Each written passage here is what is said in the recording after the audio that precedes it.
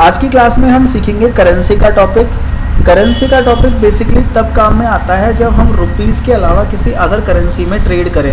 For example हम किसी foreign country से माल मंगवा रहे हैं और वो कंट्री डॉलर में पेमेंट रिसीव करती है हमसे, मतलब वो कंपनी जिससे हम माल मंगवा रहे हैं वो रुपीज़ में तो पेमेंट लेगी नहीं, क्योंकि हमारे इंडिया के अलावा और तो कहीं रुपीज़ चलता नहीं है। तो इंडिया से बाहर के जो कंट्री होते हैं वहाँ पे वहाँ से जो ट्रेड होता है वो डॉलर्स में होता है। तो हमें भी टैली के अंदर पहले डॉलर क्रिएट करना पड़ेगा, क्योंकि अब तक टैली पे हम जो भी काम करते आ रहे हैं वो रुपीज़ में करते आ रहे हैं। तो डॉलर में ट्रेड करने के लिए हमें डॉलर की करेंसी क्रिएट करनी पड़ेगी, और इसके लिए हम जाएंगे मास्टर्स में क्रिएट के ऑप्शन में। क्रिएट में हमें ऑप्शन मिलेगा करेंसी।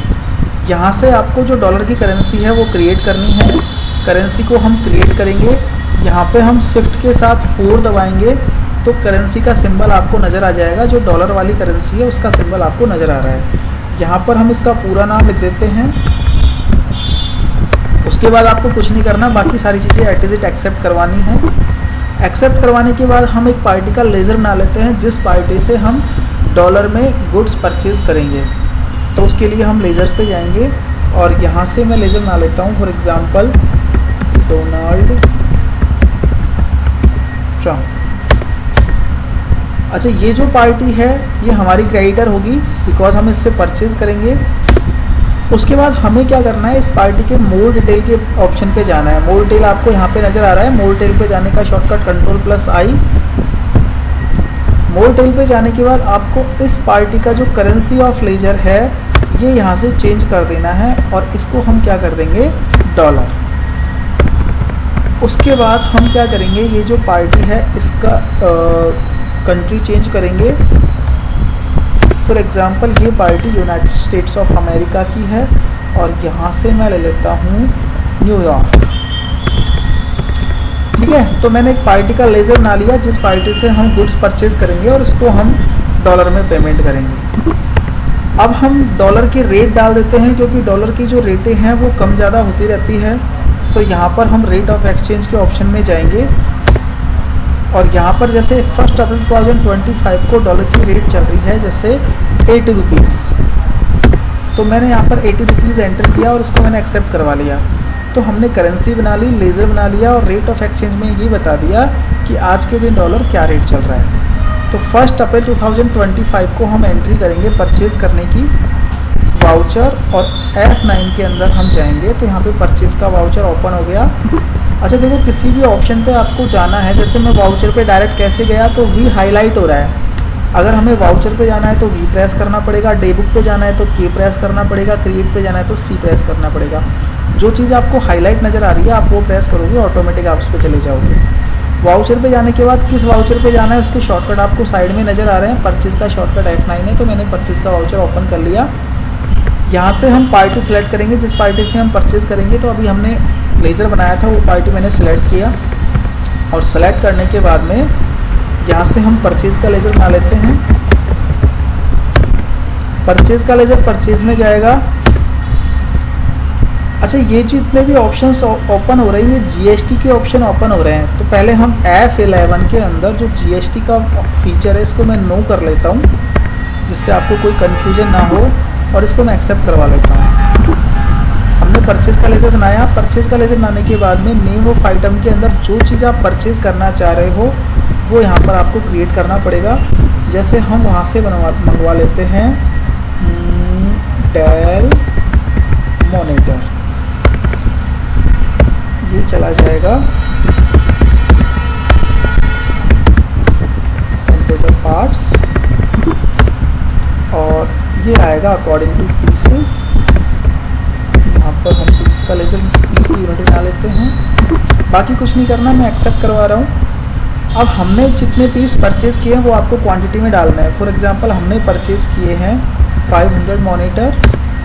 रेट के अंदर आपको जो रेट डालनी है वो डॉलर का सिंबल लगा के डालनी है, क्योंकि सामने वाली पार्टी जो आपको रेट बताएगी वो डॉलर में बताएगी। और इस पार्टी ने आपको बताया कि आपको $20 का एक मॉनिटर आपको पड़ेगा। तो ऑल ओवर हमें कितने डॉलर पे करने पड़ेंगे, $10,000 को पे करने पड़ेंगे। मैंने इस एंट्री को एक्सेप्ट करवा दिया। अगर हम रुपीज़ की बात करें तो 8 लाख रुपीज़ हमें डोनाल्ड ट्रंप को पेमेंट करना पड़ेगा। अब फॉर एग्जांपल आज डेट हो गई 1 मई, 1 मई हो गई, और हम आज के दिन इसको पेमेंट कर रहे हैं, किसको? डोनाल्ड ट्रंप को। और हमारा जो डॉलर था उसकी रेटें बढ़ गई, मतलब जो डॉलर की रेटें 80 रुपीज़ थी वो आज 82 रुपीज़ हो गई। जब भी डॉलर की रेटें बढ़ती है तो हमें लॉस होता है, जब भी डॉलर की रेटें गिरती है तो हमें प्रॉफिट होता है। तो आज की दिन अगर डॉलर की रेटें बढ़ गई तो उस केस में हमें लॉस होगा। अब पहले तो इसको पेमेंट करते हैं हम। डोनाल्ड ट्रंप को कितने का पेमेंट करना था? $10,000 का। यहाँ पर हम डाल देंगे 10,000, और डॉलर की रेटें कितनी हो गई? 82 रुपीज़ हो गई। तो देखो 8 लाख रुपीज़ के एवज़ में हमें कितने देने पड़ रहे हैं? 1,20,000, मतलब ये 20,000 रुपीज़ का हमें जो लॉस हुआ है इसको हम बोलेंगे फॉरेक्स लॉस। अगर इसी जगह गेन होता, अगर हमें प्रॉफिट होता, मतलब 82 रुपीज़ की जगह 78 रुपीज़ हो जाता तो हमें 20,000 रुपीज़ का प्रॉफिट हो जाता, और उसको हम बोलते फॉरेक्स गेन। ये जो पेमेंट है मैं कैश में कर रहा हूँ। अच्छा, कैश नेगेटिव इसलिए जा रहा है क्योंकि कैश हमारे पास अवेलेबल नहीं है, हमने अभी कैश टू कैपिटल वाली एंट्री एक्सेप्ट नहीं करी, और ये मैंने एंट्री फिनिश करवा दी। अच्छा, ये जो लॉस हुआ ये हमें कहाँ दिखाई देगा? वैसे तो ये दिखाई देना चाहिए प्रॉफिट एंड लॉस में, बिकॉज ये लॉस है तो प्रॉफिट एंड लॉस में दिखाई देना चाहिए, लेकिन अभी हमने इसको एडजस्ट नहीं किया, और एडजस्ट नहीं किया इसलिए हमें दिखाई देगा ये बैलेंस शीट में। और बैलेंस शीट में जो लॉस होते हैं वो दिखाई देते हैं असेट्स की साइड, और जो प्रॉफिट होता है वो दिखाई देता है लायबिलिटीज़ की साइड। तो अगर यहाँ पे आप देखोगे तो आपको दिखाई देगा अनएडजस्टेड फॉरेक्स गेन और लॉस। 20,000 रुपीज़ का हमें लॉस नज़र आ रहा है, इसको हमें एडजस्ट करना पड़ेगा, एडजस्ट करके हमें प्रॉफिट एंड लॉस अकाउंट में सेंड करना पड़ेगा इसको। तो एडजस्ट करने के लिए हम ऑल्टर के वाउचर पे जाएंगे, ऑल्टर के ऑप्शन में जाके वाउचर टाइप में जाएंगे, और एडजस्टमेंट के लिए हम सेलेक्ट करेंगे जर्नल का वाउचर, और यहाँ पर आपको नेम ऑफ क्लास जो नज़र आ रहा है इसमें हम लिखेंगे फॉरेक्स लॉस।